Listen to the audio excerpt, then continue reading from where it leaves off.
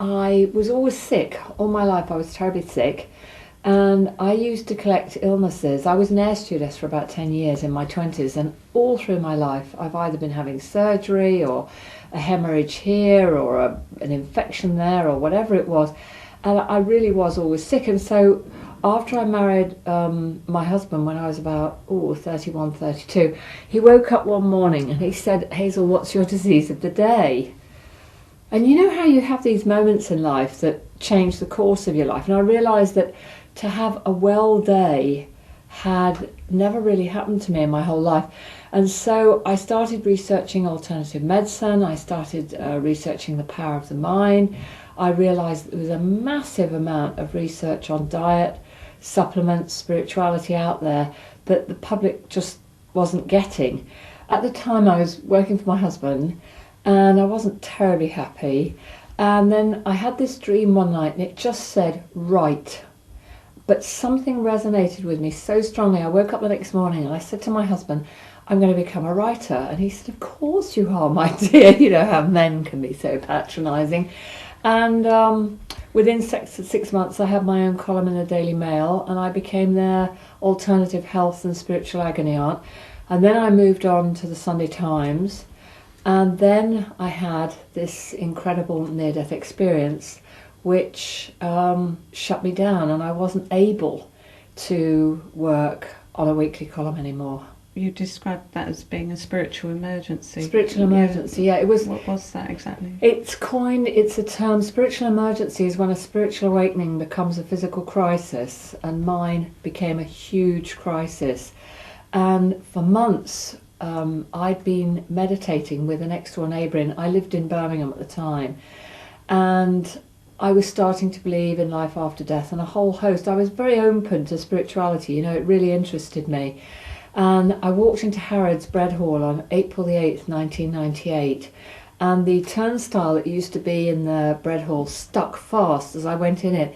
And in those few seconds, it was as if a volcano had gone off inside my body. I got tremendous tremors shooting up and down my spine. I had tremendous pains in my chest and my head.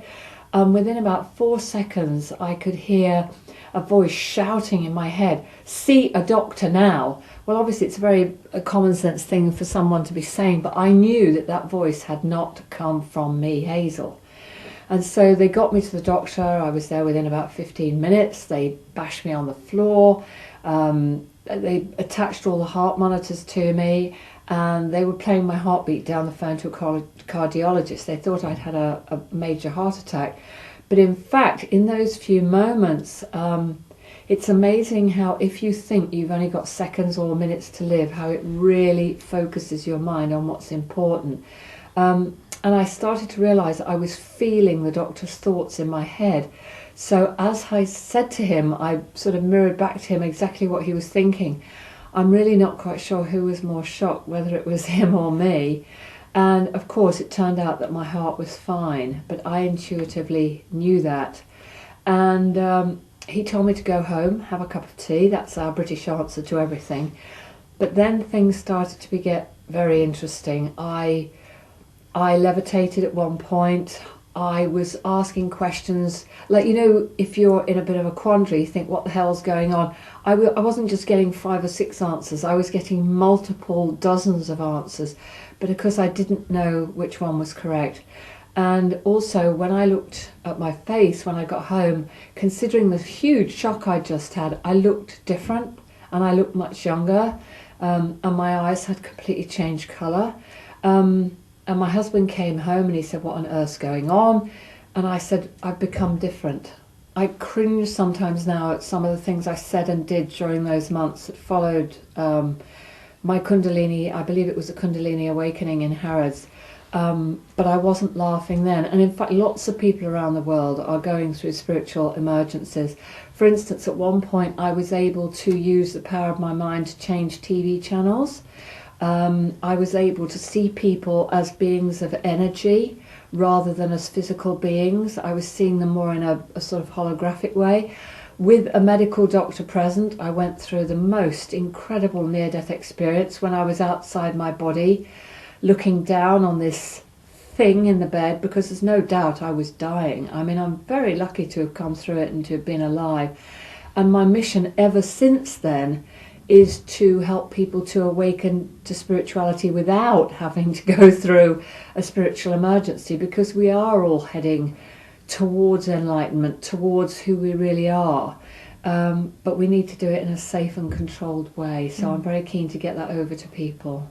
But when you sort of got through that acute phase, you spent quite a period of time in a kind of blissful state, was it? Well, it alternates, because when you are in a what's known as a totally coherent state, when your brain starts functioning in a totally coherent way, which we can talk more about later on, which is the scientific basis for spiritual enlightenment, very hard to maintain that kind of pinhead of existence. I felt like I was on the top of Mount Everest looking down. And so yes, I was very blissful at times, I was very fearful at times. So I sort of swung between these two. I felt like at times as though I was on the top of Mount Everest looking down, and I could see the bigger picture. I could see potential futures. Before people asked me a question, I already knew what the question was going to be. Nothing was hidden from me, and people couldn't lie to me. And it makes you realise how many people, what comes out of their mouths and what they are thinking, I'm afraid they just don't mix. So I think as we head towards this ability, because we all are capable of incredible potential capabilities. Can you imagine if we were all telepathic, for instance? No one would be able to lie anymore. Whoa, what a different world we'd live in, and that's where we're headed. Why did you think this happened to you, this particular experience? What do you think there was a purpose in it at the time? I think that we have to, instead of just thinking of things as a black and white scenario, I think you have to think on multiple levels. About 2 days earlier I had almost been mugged, but I felt very threatened. I had to run away from some people. I was very stressed. At the time I was working at the Sunday Times. I was working 70, 80 hours a week. I remember, I think the night before it all happened, I'd just been filmed for something like Through the Keyhole or whatever it was with David Frost. And I was just working, running a home, and I was just very stressed. So stress changes brain chemistry. I've met many people since who've gone through spiritual emergencies from stress. So on a down-to-earth, grounded level, yes, my brain was very stressed. And perhaps my diet back then wasn't as good as it is now. And if you eat too much sugar, you become very hyper and so on and so forth. But on a higher level, there are of course many levels of existence, I believe that I actually chose, before I came into this lifetime, to have that experience. But obviously I wasn't in a very good space to have it. And yet, if it hadn't been so dramatic, and if I hadn't lost my job at the Sunday Times, because I was also affecting and being affected by electronic equipment, so I could no longer use my computer. I was crashing light bulbs. They were like, just blowing up. And so all these things conspired to make me step back, and I sort of stayed in the bedroom for a very long time to try and sort things through. And if it hadn't been so dramatic, I wouldn't have gone on to write the book about it, which was called Divine Intervention. Yeah, because one of the things that happened when you were in that state was that you actually started to channel a particular... Oh, I certainly did. I had what's known as a walk-in, which is when a discarnate spirit, when someone who is dead, for want of a better word, physically dead, at the moment that my kundalini blew, then your energy field is wide open, absolutely permeable and wide open. And at that moment, then the spirit can enter one's energy field. And there were two of us in here. And I have to tell you, for several months it got very crowded. So it wasn't even so much channeling. I and that person became almost as one. It was quite an incredible experience. And you say you also had healing ability. Yeah, I began, I already realised from the work I'd done at the Sunday Times that we are electrical beings in a physical shell. I already understood that, like pain doesn't stop at your skin. We are transmitters and receivers of energy and information. and that we all emit our own signature range of frequencies, which is as unique to us as our DNA is. And so I knew about healing in the sense that I knew when it was the right thing to do for me to pulse harmonic frequencies into people to help them become well. And I went on actually after Divine Intervention to interview people like Harry Oldfield, who's a biophysicist who works on energy healing. And I really, really began to understand how energy affects us and how we are energy, and everything we think affects our surroundings and other people.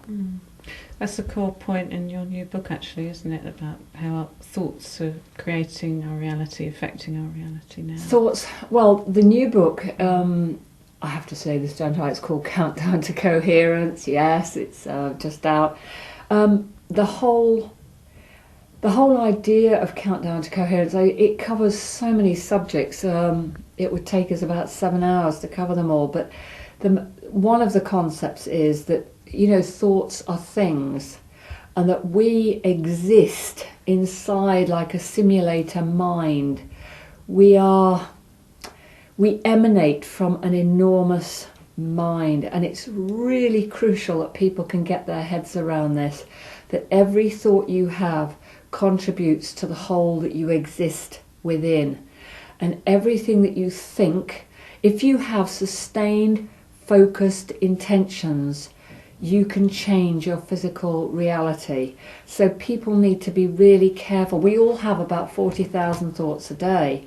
And so people need to start watching their thoughts a lot more, because thoughts, when they are sustained and focused, will attach to our grid, to our personal grid, to our town grid, to our country grid, to our global grid. And what we mirror out is what we will get back.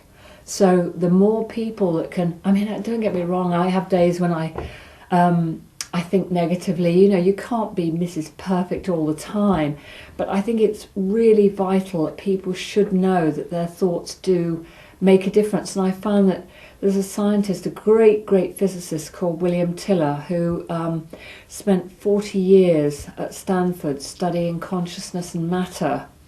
And he has found that there are 2 specific levels of reality. And just to be scientific for a second, he's found that this down-to-earth level, where we are now, sitting in this room, solid bodies and so on, is called the electric atom molecule level. But there is also a level called the magnetic information wave level. And that if we couple through this level, through creating sacred space, then you can actually change physical events. And this is where miracles can become possible. So, there's an awful lot of science now out there that explains where we're all going, why, and how we'll be capable of miracles in the future. And many people are now, actually. Lots of people are now. So by creating sacred space, what do you actually mean? Right, by creating a sacred space, you know how a shaman will sit and create a sacred space? In science it's known as a conditioned space. You basically create a space of silence around you, and you have an intention to align with what in science is known as pure coherence, hence the title of my book, Countdown to Coherence. But most people would call this God. That's what coherence is. It's pure isness. It's this underlying field of intelligence that we exist inside of. And so once you sit down and have the intention to clear the clutter, put that outside, you can call it an egg or a golden egg or whatever you want to call it, inside a space, and just to align with the underlying intelligence that's everywhere. It's inside you and outside you. Then you can couple with this magnetic information wave level, and it's just astonishing what we're capable of, because that's what I believe I did, and I know that once you're in a very heightened coherent state, we're capable of virtually anything the mind can conceive and believe it can achieve. There's somebody mentioned in your book, Dr. Fred Travis, I think. Yeah, Professor Frederick Travis in Iowa, yes. And he's studying the brain and the brain being in a coherent state. Yes, And they've scientifically validated. It's the Center for Cognition and Consciousness in Iowa, and he has spent 40 years studying enlightenment, for want of a better word, and he has found the basis for true enlightenment, and this has all been validated at various scientific universities and so on, is that total brain coherence, when the left side of the brain, sorry, am I pointing to the right way? Left side of the brain and right side of the brain work as one. In other words, all the brainwaves, when you look at the brainwaves of a totally enlightened person, they're all synchronized, they're acting as one unit, and this is known as totally coherent brain functioning. And this is the scientific basis for true enlightenment. But of course, I have to just say here, there are many levels of enlightenment. There are very few people who can maintain and integrate total enlightenment. This is why enlightened men and women have usually spent 10, 20, 30, 40 years or however long working on how to have total control over their physical body, their mental body, their emotional body, and so on. They and their Mother, Father, God have become as one. Whereas there are many people going through spontaneous awakenings who haven't got the faintest idea what's going on. And yes, they have, for a time, as I did, they might have access to some of these incredible capabilities. But as I now know from back then, I didn't know what was going on until much later on when I started interviewing the scientists. So therefore, there were times when I thought, Jesus, this is fantastic. I know what Joe Bloggs is thinking. And that was really cool. And I knew many things, but I wasn't able to maintain it because I hadn't looked after my body properly. I certainly didn't have full control of my mind. And so these capabilities come at a price. You need to learn infinite wisdom, infinite caring, how to be completely what I call in neutral. Like an enlightened person, it's not that anything is good or bad, it just is. This is total coherence.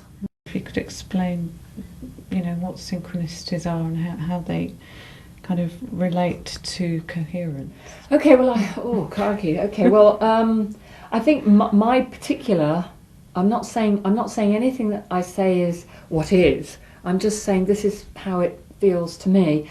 The more you align with total coherence, total isness, the all that is, whatever you want to call it, then the divine, if you like, starts working in your life. And so you find that your health becomes better. You don't sweat the small stuff so much. And this is how coincidences, synchronicities start to come more into your life, because you are attuning to basically perfection. And this perfection wants the best outcome for you. So as Professor Velodo, who's a shaman scientist, a medical anthropologist who I also interviewed, he said to me, once you align with this isness, you're more likely to be in the right place at the right time. You will start to see more, coincidences, synchronicities, and you need to take notice of them.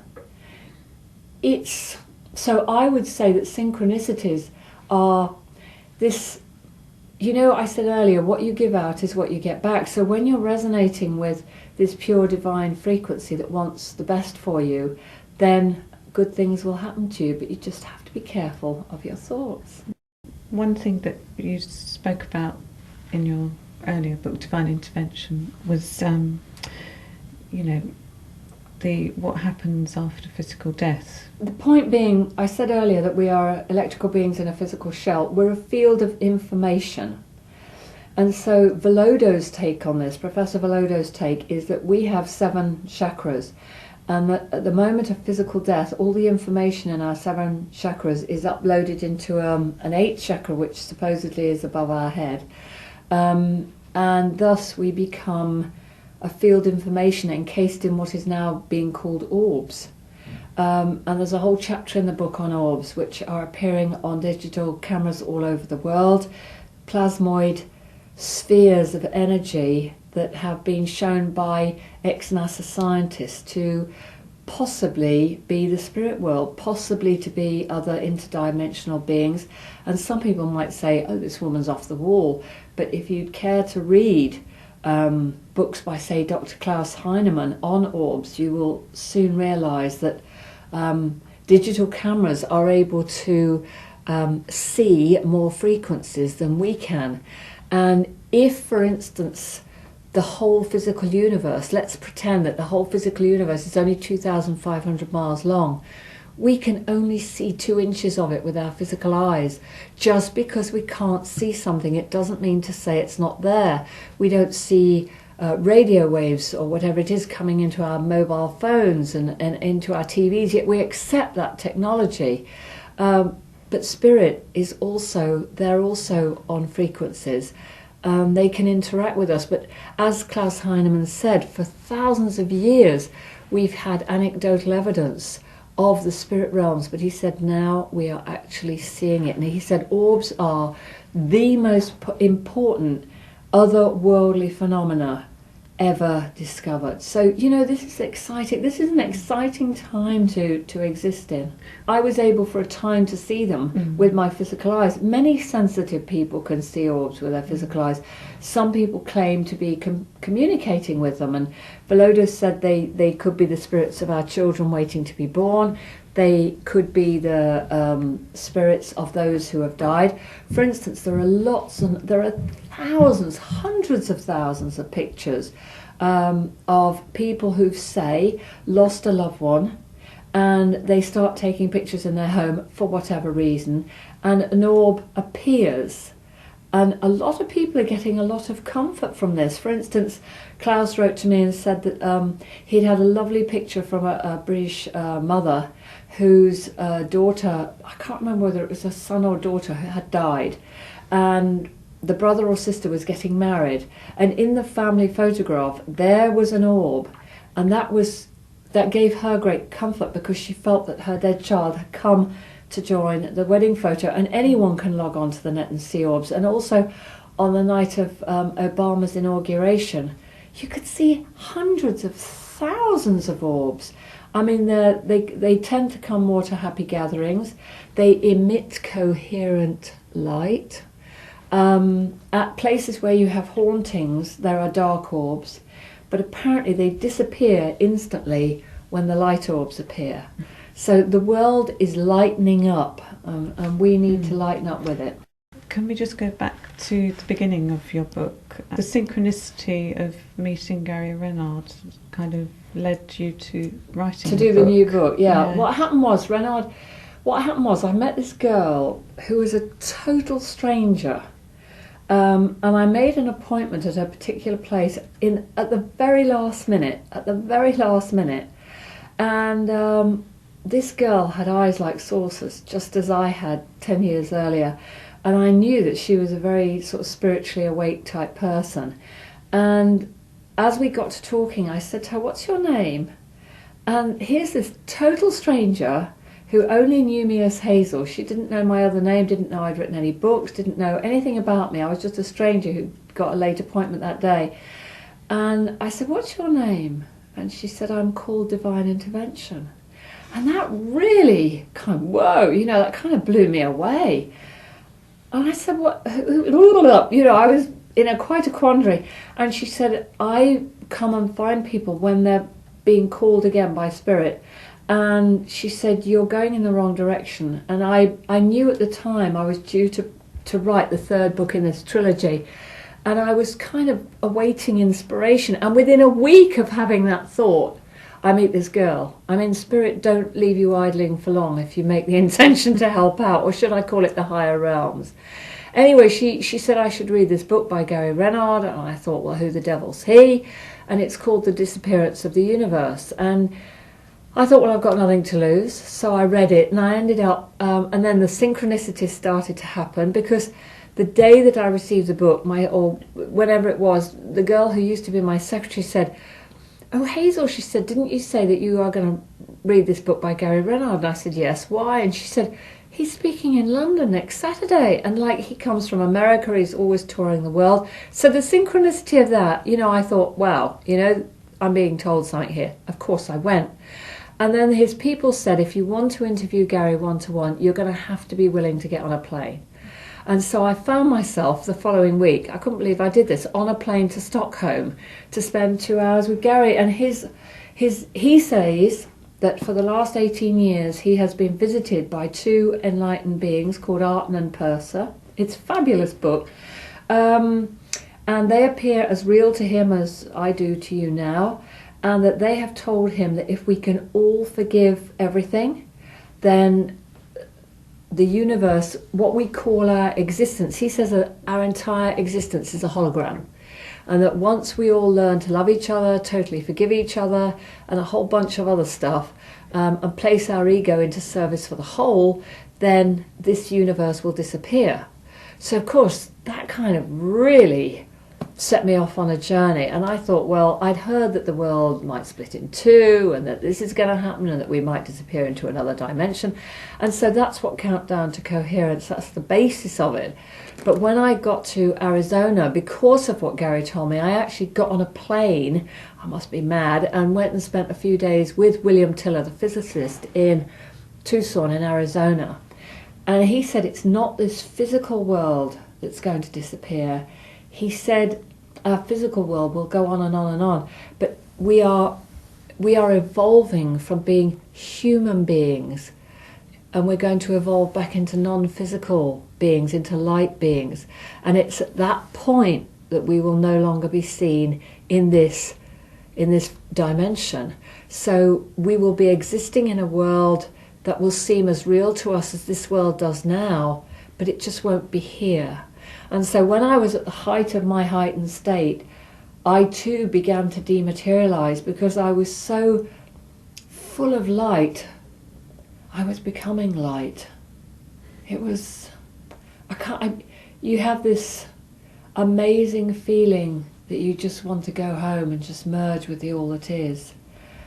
And that was an amazing moment. And you come to realize who we all are and what we're all capable of. But then I saw another scientist, Dr. Serena Roney-Dougal, who's a parapsychologist, and I was able to explain to her everything that had happened to me. And she was incredibly kind, and she said, you need to say a few words after me. And I said, now what's that? So remember, I'm in a very heightened state. I know I'm able to create my reality instantaneously. As I think, so it becomes. This is how masters of the self can manifest objects. What they're doing is they're organizing energy.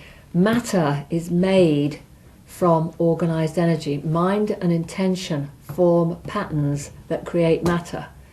So what they are doing is they're not materializing nothing into something, they're organizing energy and creating matter. I mean, I could go on for hours. That's why I wrote the whole book. It just goes on and on and on about all these different subjects, you know.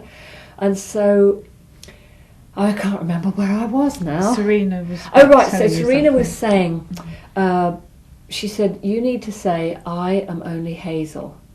Because I was beginning to realize how spontaneous combustion works. I was ready to explode. And so I started saying, I am only Hazel, I am only Hazel. So here is a renowned scientist and a great parapsychologist saying that I am only Hazel. So what did I become? I became only Hazel. And this massive energy field that had been around me for weeks with thunder and lightning and God knows what, it was like the genie went back into the bottle. And so Serena switched me off, but left me with the knowing that all this stuff is possible. And so in doing that, she saved my physical life. Obviously, I would love to have been taken somewhere to an ashram or whatever so that I could have learned how to maintain that kind of coherence, but it wasn't to be. But the main thing is, you know, you can talk about all this stuff till you're blue in the face, but to experience it.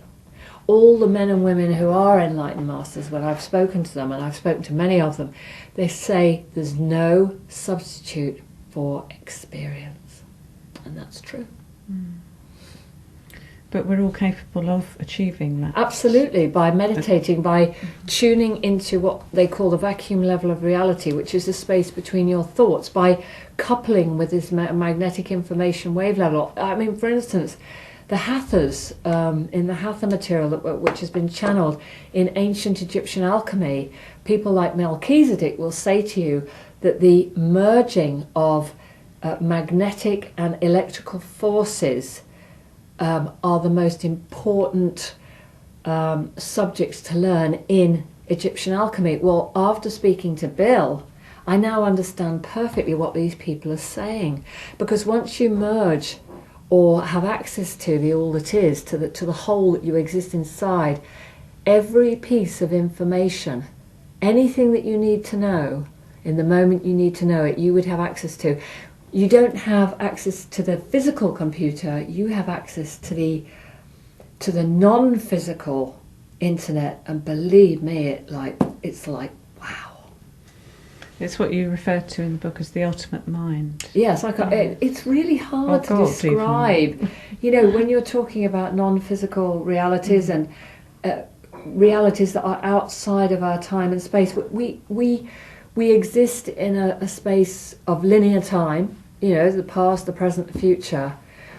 But outside, like orbs exist, they're not constricted by our space-time. So therefore, they can go anywhere at any time.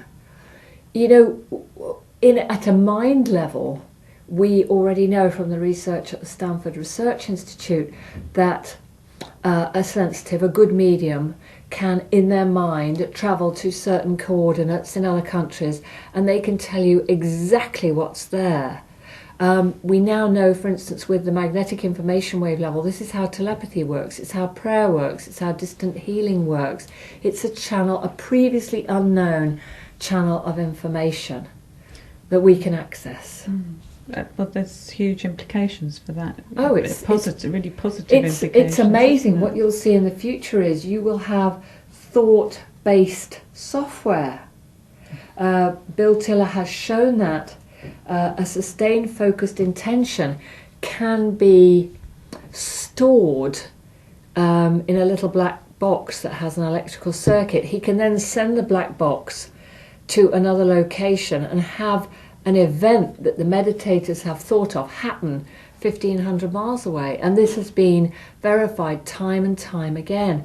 Our thoughts create. We are creators. And everything that's happening in this world now, we have all cumulatively created. There's an experiment that you mentioned, I think it was in Israel and Lebanon in the 80s, where a group of meditators... Well, there are many. There are over 50 validated trials done by people like Professor Travis and many others that show that when you have a group, it's really important that if you're going to learn to meditate and awaken this underlying, or work with this underlying field of intelligence, it's obviously amplified if there's many of you doing it. So where they had groups of, say, 100, 200 experienced meditators who had nothing more than an intention to couple with this underlying field of intelligence and have it, it's like a latent knowledge, a latent energy that is everywhere, inside us and outside us. But we need to know that, and we need to couple with it. And when they did this, injuries went down by about 60%, fighting went down. I can't remember the exact figures, but it's all in the book, but how much the fighting went down. And they've also done this in America, where there's less crime, people are kinder to each other. There is no doubt that if we can all awaken this underlying field of intelligence, this coherence, our lives can change for the better. During the course of writing this book, you've met dozens of amazing people, yes. Literally dozens. And what would you say are the main themes that you've... I've dealt with about 30 different themes in the book, but I think if somebody said to me, what's the overriding message? There was a wonderful theologian that I met called Dr. Micheál Ledwith, who used to be a professor of theology in Ireland, and he was one of the stars of What the Bleep Do We Know, and a magical chapter with Micheál. And I was asking him about the 8th chakra. I was so excited about this blessed 8th chakra. especially after being on my own bedroom ceiling looking down at my body with the doctor present way back in 1998. I said to Mihal, I said, what do you think about this 8th chakra? And he said, Hazel, 40,000 children are dying a day of hunger. He said there are approximately 20 wars going on at any one time. He said there are currently 20,000 religions active on this planet, 20,000. And he shared with me a lot of the misinformation from the Bible and from many holy books. And I think he kept saying to me, he said, Hazel, he said, when we've sorted all of these problems out, he said, then let's start worrying about this 8th chakra. In other words, he was kind of saying, don't sweat the small stuff. But I still think it's terribly exciting to, I mean, for instance, you know, when you hear of people all over the world who've gone through spiritual emergencies like myself, when you hear about crystal children, when you hear about people who can affect amazing miracles, I used to call them my tricks, like I've sat with Sai Baba, with 3 of us in a room, I've watched him manifest an object, and I was manifesting Ash for a short time, and of course he does this all the time, but there is now science to back this up, and this is where eventually, with good science from people like Bill Tiller, Fred Travis, there's Gary Schwartz, I took part in his afterlife experiments in Arizona.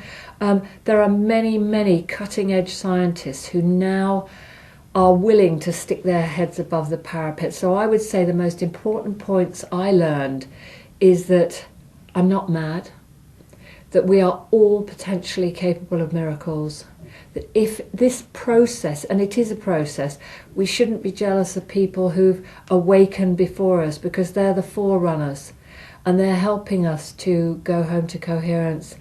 And I would say, just know how special you are. Go home, look in the mirror and look into your eyes and know that we're all part of God, and all parts make the whole. We live inside God. We are part of God. We're not conscious enough to know who or what God is, but we have access to some of God. And we need to start knowing that, and knowing how special we all are, and treating each other more specially. So there we are. Thank you.